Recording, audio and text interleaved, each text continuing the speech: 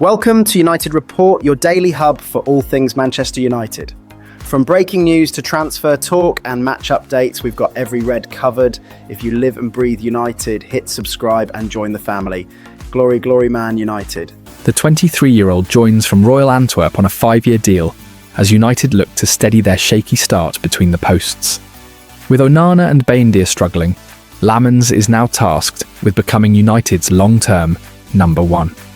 Manchester United have moved to address their goalkeeper crisis on deadline day by signing Lammens for £18.2 million plus add-ons. United decided to recruit a new number one after mistakes from Altay Bayindir and Andre Onana at the start of the season and decided on Lammens. The 23-year-old Belgian travelled to Manchester on Monday to complete his move from Royal Antwerp and has signed a 5-year deal with United. Lammens said, "I'm extremely proud to be joining Manchester United. It's a real dream come true. The past few years have been an amazing journey. It's now ended in an incredible destination, and hopefully the beginning of something special. You can feel the positive atmosphere that is being created here, and I know that I can make a real impact at the club in the coming years. I cannot wait to get to know my teammates and begin working with Ruben and the coaching staff. This is the perfect place to keep developing, grow together with this exciting team, and achieve my career objectives." United also managed to offload 3 more members of Ruben Amorim's bomb squad, with Rasmus Højlund joining Napoli on a season-long loan, Jadon Sancho moving to Aston Villa on loan, and Antony making a permanent move to Real Betis. As part of their loan agreement for Højlund, Serie A winners Napoli have an obligation to buy the Denmark striker who cost United £72 million 2 years ago, for £38 million next summer if they qualify for the Champions League. The United hierarchy considered a move for Aston Villa's 32-year-old keeper, Emiliano Martinez, but decided on Lammens because of his younger profile. Martinez would also have cost United twice as much as Lammens, and would also have demanded wages in the region of £200,000 a week. Against that backdrop, and with United needing to spend cautiously to comply with PSR rules, having already spent more than £200 million this summer, Lammens was considered the best option. Another factor in United signing Lammens is understood to have been Sancho's unwillingness to join Villa on a permanent basis. United needed to get a fee for Sancho to cover Martinez's wages, but the winger would only go on loan, meaning United could only afford to move for Lammens.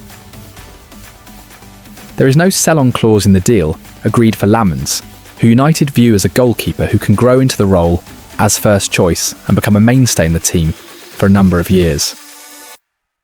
"I think it's hard to be a Manchester United goalkeeper at this moment," said Amorim, after Saturday's last gasp 3-2 Premier League win over Burnley, with another erratic performance from Bayindir, underlining the need to bring in a new number one. With the arrival of Lammens, United now have 4 keepers on their books in Bayindir, Onana and Tom Heaton. Sources close to Onana have said he intends to stay and fight for the number one spot, which makes it likely Bayindir will go out on loan for the rest of the season or seek a permanent switch. Lammens joined Antwerp on a free transfer from Club Brugge in 2023 and went on to make 64 appearances, winning the Belgian Super Cup in 2023. He has yet to earn a senior cap for Belgium, but received his first full international call-up back in March, and is seen as the long-term successor to Thibaut Courtois.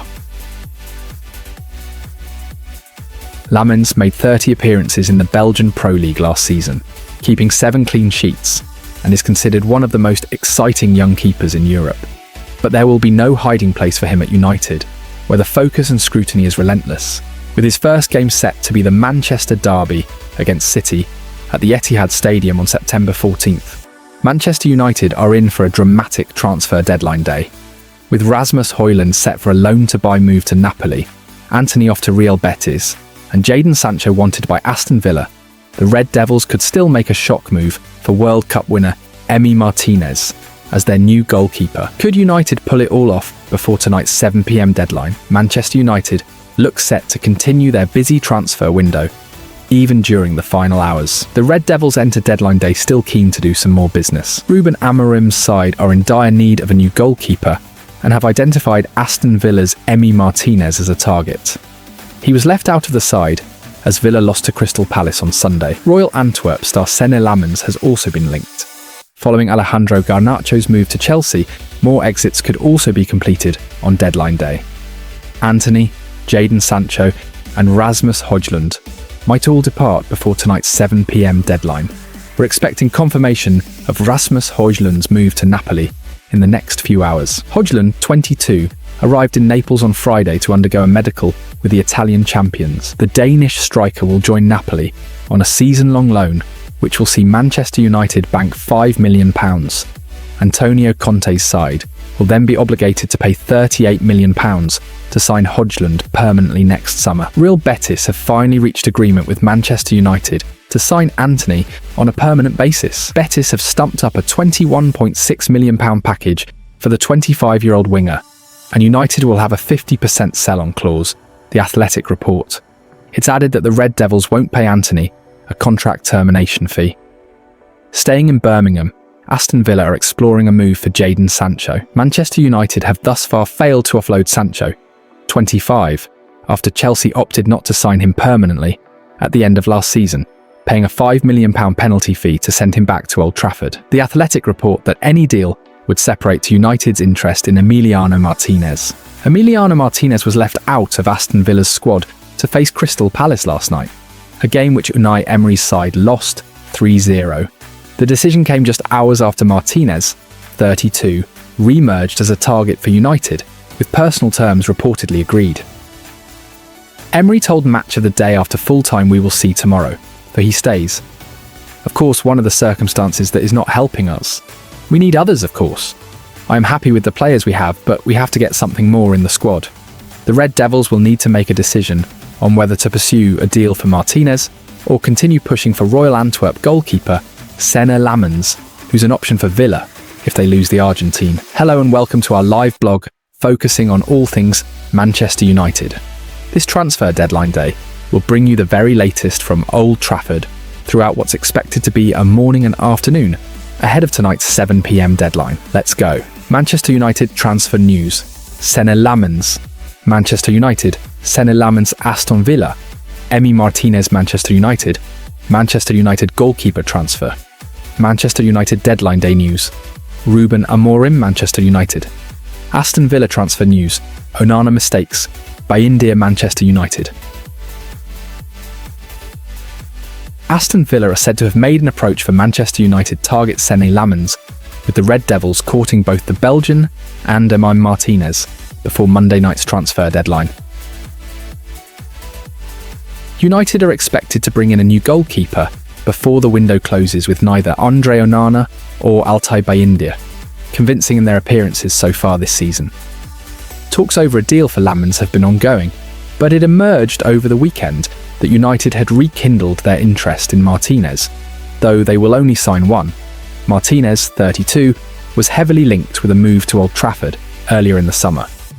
It was reported on Sunday that United have, in fact, now approached their Premier League rivals over a possible transfer, with an agreement on personal terms already in place. At the same time, news of an approach from Villa emerged. The Telegraph have since outlined that United have returned to the table with a new offer for Lammens, who they claim is the Red Devils' preferred target to come in and compete with Onana and Bayindir. The 23-year-old is highly regarded in Belgium by both club and country, and has also attracted interest from Galatasaray. He's keen on the idea of moving to Old Trafford, though, if a deal can be done in the next 36 hours. While Lammens is likely to cost in excess of £20 million, that is around half of the £40 million that Villa would likely demand to part with Martinez. United have spent in excess of £200 million on new attackers this summer, as they bid to bounce back from their worst ever Premier League campaign last year. Bayindir has started all three of United's games in the Premier League so far this season, but has been at fault for goals against Arsenal and Fulham. Onana, meanwhile, did not cover himself in glory, with a poor display in midweek when United were dumped out of the Carabao Cup on penalties by Grimsby Town of League Two. Villa could also be active on the final day of the transfer window. They were linked with Lucas Paqueta on Saturday night, and there were even suggestions the attacking midfielder would not feature in their game against Nottingham Forest on Sunday. Though he went on to start for Graham Potter's side, drama at Old Trafford. Manchester United lose £62 million star Matheus Cunha to injury. VAR cancels a penalty, and Bruno Fernandes seals a last-gasp win over Burnley. But was the referee right? Manchester United were handed a bitter injury blow during Saturday's Premier League win over Burnley, as Matheus Cunha went off with an apparent hamstring injury. The £62.5 million Brazilian lasted just under half an hour of the clash at Old Trafford. Just seconds after United took the lead against the newly promoted Clarets, Cunha felt a problem. He went straight down the tunnel and wasn't even treated by the physio before departing. His exit appeared to catch United boss Ruben Amorim off guard, as the home side didn't have a substitute ready to replace the former Wolves forward. Eventually, Joshua Zirkzee entered the fray. The only saving grace of the incident for United is that they're heading into an international week, and they're without a game for a fortnight. On the negative side, their next encounter is a Manchester derby against City at the Etihad. While United have struggled to get their season up and running, and were humiliated against Grimsby in the Carabao Cup, Cunha has started to settle and look the part. Handed the number 10 shirt at the club over the summer, he's expected to find his place as one of Amorim's twin number 10s in his favoured 3-4-2-1 formation, but has mostly been operating as the focal point of the club's attack since joining. And while he has been yet to score, there have been glimpses of the brilliance that made him a fan's favourite at Molineux and one of the Premier League's standout attackers last season, subsequently persuading United to splash the cash to bring him to Old Trafford. Cunha's departure came just moments after United had, somewhat fortunately, taken the lead. Casemiro's header rattled the crossbar, but hit Burnley skipper Josh Cullen on the rebound.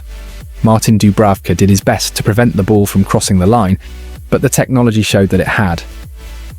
Eventually, United ran out 3-2 winners, Bruno Fernandes' 97th minute penalty, handing them victory over the Clarets. The Premier League's Match Centre has explained why Manchester United's penalty against Burnley was overturned in controversial fashion. In the opening stages of Saturday's clash, United midfielder Mason Mount looked to have been brought down Burnley right-back Kyle Walker, and referee Sam Barrett pointed to the spot. That was despite Burnley's protest that the contact had ended outside of the penalty area. But after a VAR review and having been instructed to look at the pitch side monitor, Barrett concluded that there was no foul, not even awarding a free kick. The decision shocked the crowd, most of whom believed that even if it wasn't a penalty, United would be given a free kick. A post on the Premier League's Match Centre account read, "After VAR review, the referee overturned the original decision of penalty to Manchester United. Referee announcement. After review, Burnley number 2 does not commit a foul on Man United number 7. My final decision is no penalty, him and drop ball to the goalkeeper." Former Premier League defender Stephen Warnock described the incident was a 50-50, arguing that Walker was simply stronger than Mount. This is a 50-50 shoulder charge between the two, Mount and Walker is simply too strong, Warnock claimed on Final Score. Mount tries to get his leg across for contact, but then he goes down as a last resort because he knows that he's losing the battle. It is the right decision.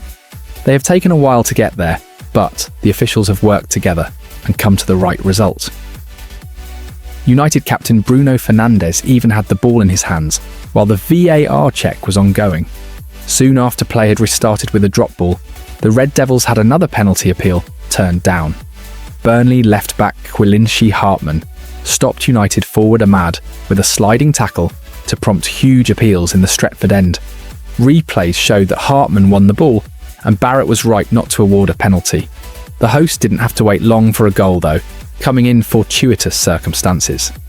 Casemiro's header rattled the crossbar, but hit Burnley skipper Josh Cullen on the rebound. Burnley goalkeeper Martin Dubravka did his best to prevent the ball from crossing the line, but the technology showed that it had.